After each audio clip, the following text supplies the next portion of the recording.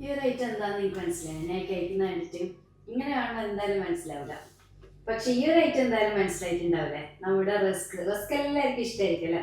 അപ്പൊ ഈ ഒരു റസ്ക് കൊണ്ടാണ് ഞാൻ ഈ ഐസ്ക്രീം ഉണ്ടാക്കിയിട്ടുള്ളത്. നല്ല ടേസ്റ്റ് ആയിട്ടുള്ള ഐറ്റം. ഞാൻ ഇത് രണ്ടാം തവണയാണ് ഇട്ടുണ്ടായിരുന്നത്. ഫസ്റ്റ് ടൈം ഒന്ന് ഇത് വൈറലായ സമയത്ത് ട്രൈ ചെയ്തിട്ടുണ്ടായിരുന്നു, എനിക്ക് കാണിച്ചു തരാൻ വേണ്ടിയിട്ട്. അപ്പൊ അടിപൊളി ടേസ്റ്റ്. എനിക്കൊന്ന് ഒരു ഓവറോൾ ഒരു 5-6 മിനിറ്റ് മാത്രമേ ഇത് ഉണ്ടാക്കാൻ വേണ്ടുള്ളൂ. ബാക്കി പിന്നെ നമുക്ക് ഐസ്ക്രീം സെറ്റ് ചെയ്യാൻ വേണ്ടിയിട്ട് ഉപയോഗിക്കുന്ന ആ ഒരു ടൈം മാത്രമേ വേണ്ടുള്ളൂ കേട്ടോ.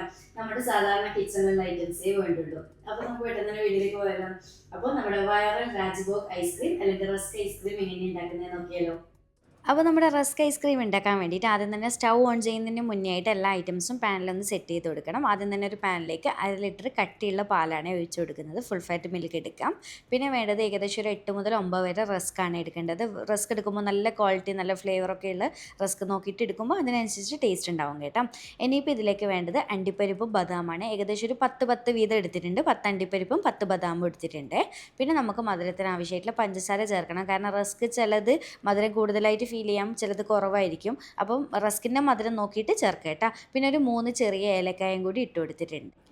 അങ്ങനെ ഇനിയിപ്പോൾ ഫ്ലെയിം ഓൺ ചെയ്ത് കൊടുക്കുക. ഇനി എന്താ വേണ്ടതെന്ന് വെച്ചാൽ നമ്മൾ എടുത്തിട്ടുള്ള റസ്കൊക്കെ ഒന്ന് പാലിലേക്ക് സോക്കാവുന്ന രീതിയിൽ തിരിച്ചും മറിച്ചൊക്കെ വെച്ച് കൊടുക്കാം. ഇനിയിപ്പോൾ കാര്യമായിട്ട് പരിപാടിയൊന്നും ഇല്ല കേട്ടോ. പാലൊന്ന് നന്നായിട്ട് തിളച്ച് വരണം. നമ്മൾ ഇട്ട് കൊടുത്തിട്ടുള്ള റസ്ക് ഒന്ന് സോഫ്റ്റായി സോക്കായി കുതിർന്ന് വരണം. അത്രയും പരിപാടിയുള്ളൂ കേട്ടോ.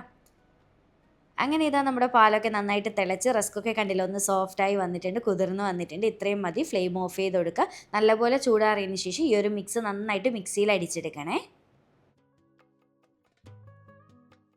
അങ്ങനെ ഇതാ ഞാൻ ഇതുപോലെ കണ്ടെയ്നറിലേക്കായിട്ട് നമ്മുടെ മിക്സ് അടിച്ചെടുത്തതിന് ശേഷം ഒഴിച്ചു കൊടുക്കുന്നുണ്ട്. അപ്പോൾ ചൂടാറിയതിന് ശേഷം നല്ലപോലെ അടിച്ചെടുത്തിട്ടുണ്ട്.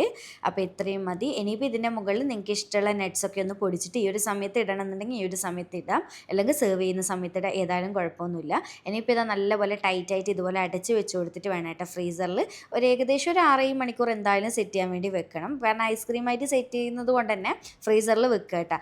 എല്ലാം അതിന് പകരം നിങ്ങൾക്ക് പുഡിംഗായിട്ട് ഉപയോഗിക്കുകയാണെങ്കിൽ ഫ്രിഡ്ജിൽ താഴെ വെച്ചാലും മതിയേ. ഒന്ന് സെറ്റായി കിട്ടിയാൽ മാത്രം മതി. നിങ്ങളുടെ ഇഷ്ടത്തിനനുസരിച്ച് ചെയ്ത് കൊടുക്കാം.